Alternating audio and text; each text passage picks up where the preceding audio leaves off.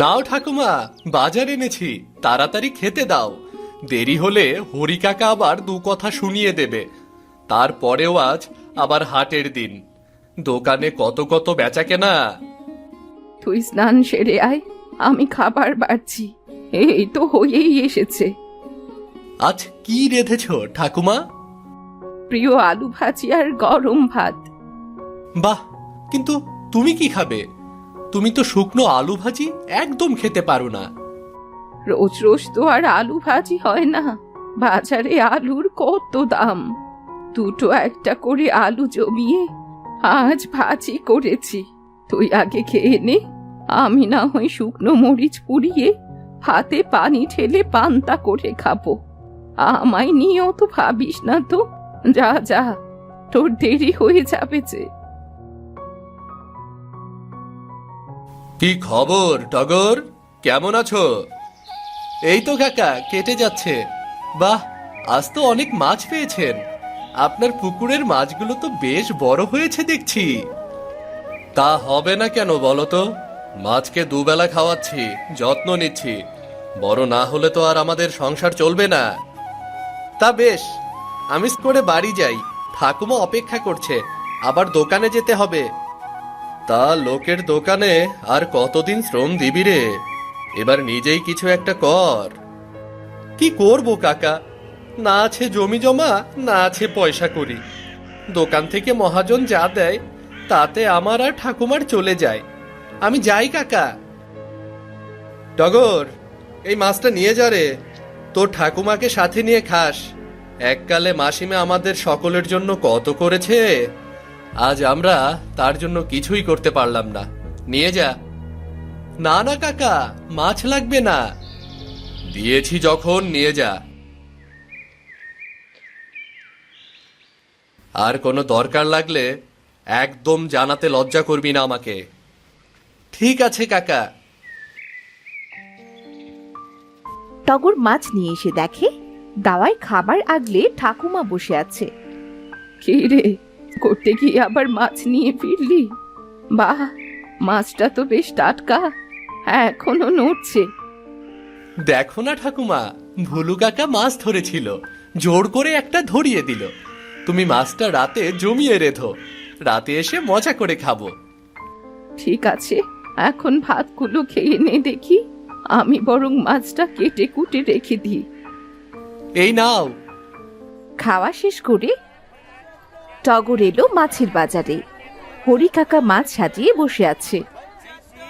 এই তোর আসার সময় হলো টগর, কত করে তোকে বলি হাটের দিন একদম দেরি করবি না, তা তো আমার কথা তোর কানেই যায় না। এই তো এলাম কাকা, সবে হাট বসতে শুরু করেছে। বাহ, কত মাছ এসেছে, এত বড় বড় ইলিশ মাছ। বর্ষার ইলিশ তো বড় হবেই রে পাগলা। এই হাটের সবচেয়ে বড় ইলিশ আজ আমার দোকানে। দেখিস আজ খুব ভিড় হবে রে। এখন বস চুপটি করে, মন দিয়ে সব দিক খেয়াল রাখবি, কেমন? ঠিক আছে কাকা।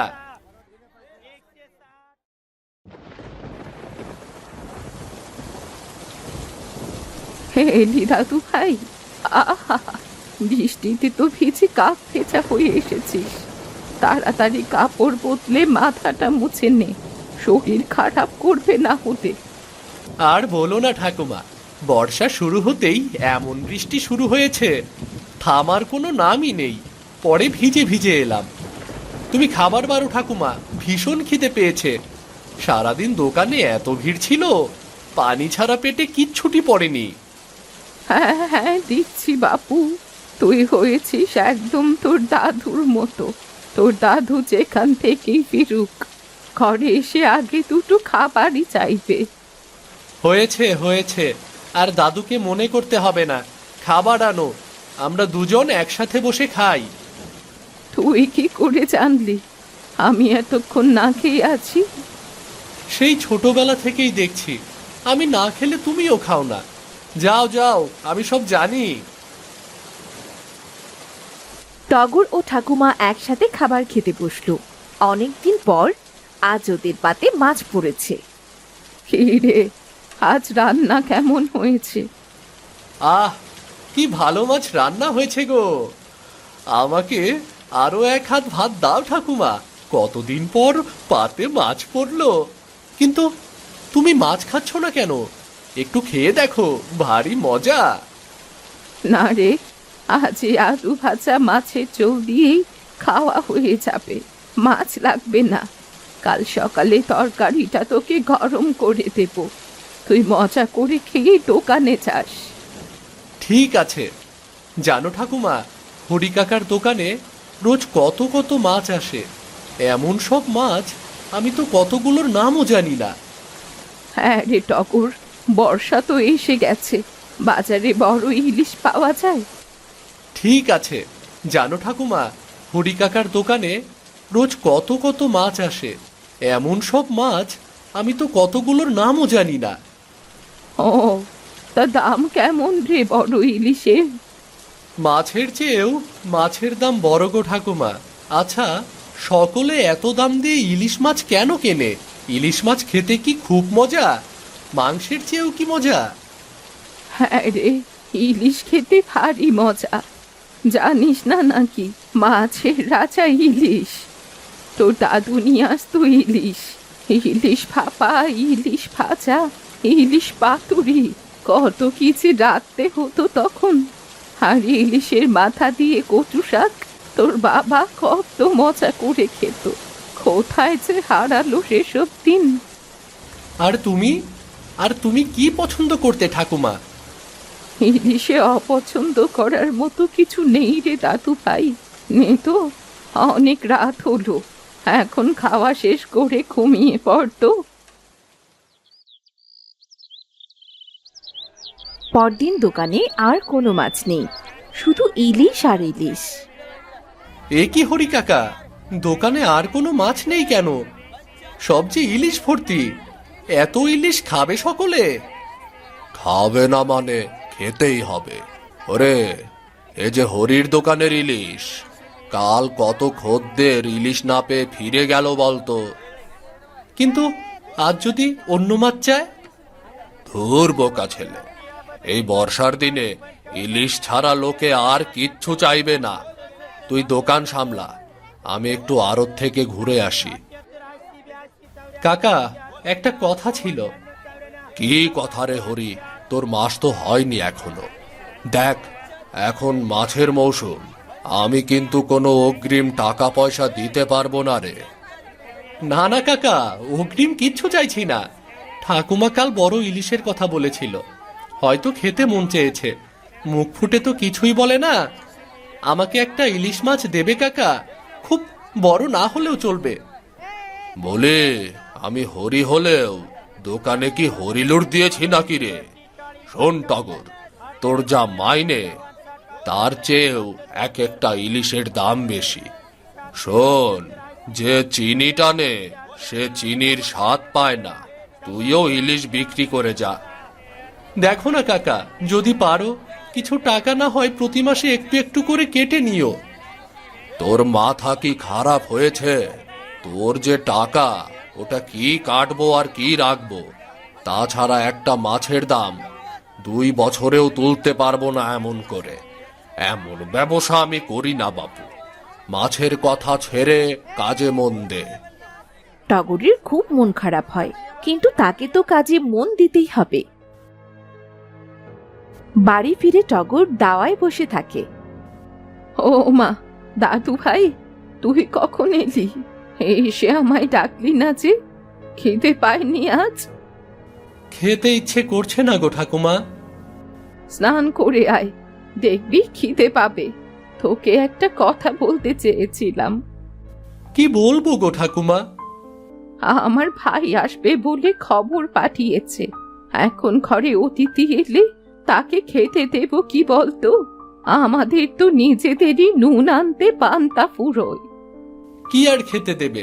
ভাত, আলু ভাজা আর ডাল। এতদিন পর আসবে, পাতে একটু আমিষ না দিলে? আচ্ছা, দেখি কি করা যায়। এখনো তো মাইনে পাইনি, তুমি চিন্তা করো না। টগর কি করবে ভাবতে ভাবতে পুকুর পাড়ে এলো। সে এসে দেখে ভুলু মন খারাপ করে বসে আছে। কি হয়েছে কাকা, আপনার মন খারাপ কেন? না, ও কিছু নয় রে। তুই অবেলায় পুকুর পাড়ে? আপনার কাছে এলাম কাকা। ঠাকুমার ভাই আসবে, আমাকে যদি একটা মাছ দেন তাহলে আমি মাইনে পেলে দামটা মিটিয়ে দিতাম। মাছ কোথা থেকে দেব রে বাবা? আমার মেয়ের বিয়ে সামনে, এই পুকুরটাই বিক্রি করে দিয়েছি কাল মহাজনের কাছে। গয়না বানাতে দিতে হবে, তাই তো বসে দেখছিলাম পুকুরটা। ও, কোনো ব্যাপার না কাকা, আমি দেখছি কি করতে পারি।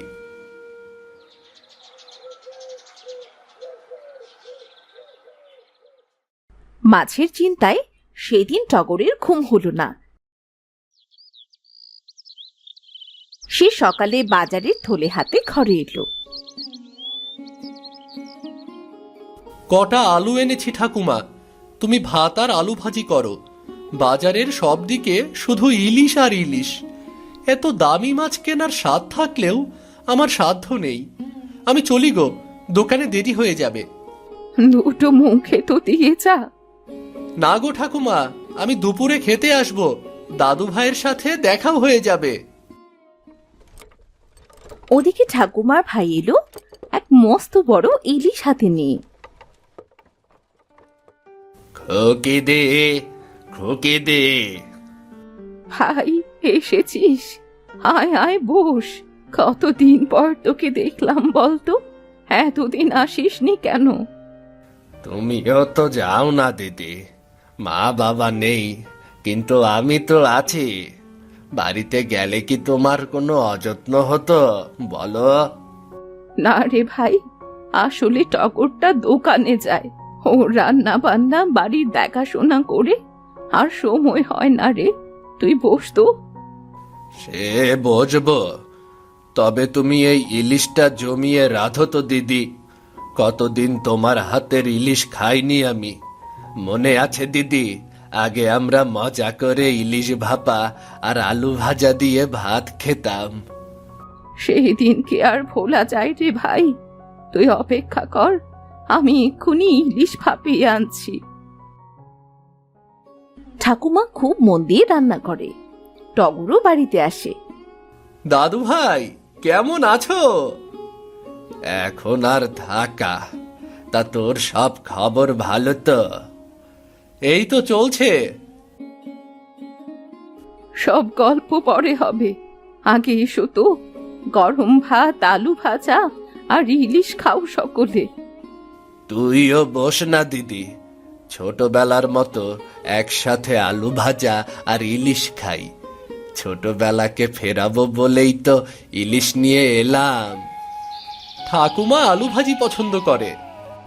হ্যাঁ রে টগর, আগে তো প্রতিদিন দিদির জন্য আলু ভাজি করত। আলু ভাজি ছাড়া অন্য কিছুই খেত না। কিন্তু ঠাকুমা যে বলে আলু ভাজি শুকনো, খেতে ইচ্ছে করে না। তার মানে সবটুকু আলু ভাজি আমাকে খাওয়াবে বলেই বলে না কিছু। হয়েছে হয়েছে, তোকে আর মানে খুঁজতে হবে না। বাহ, ইলিশের কি ঘ্রাণ! আহ, আলু ভাজি আর ইলিশ খেতে এত মজা! কতদিন পর তৃপ্তি করে খেলাম। দাদু, তুমি থাকো, আমি দোকানে যাই, নয়তো হরি কাকা রাগ করবে। এখনই চলে যাবি? একটু জিরিয়ে নে। না গো ঠাকুমা, তুমি তো হরি কাকাকে জানো না। তোর আর অন্যের দোকানে কাজ করতে হবে না টগর। তোর ঠাকুমার সম্পত্তির এই টাকাগুলো আমি তোর জন্য এনেছি। তুই একটা মুদি দোকান দিয়ে ব্যবসা কর। তোর জীবন তো পড়ে আছে, এভাবে আর কতদিন চলবে? কিন্তু ভাই, আমার সব তো আমি তোকেই দিয়েছি। তুমি আর টগর কষ্টে থাকলে আমার ভালো লাগে না দিদি। তার চেয়ে টগরটা নিজের পায়ে দাঁড়াক।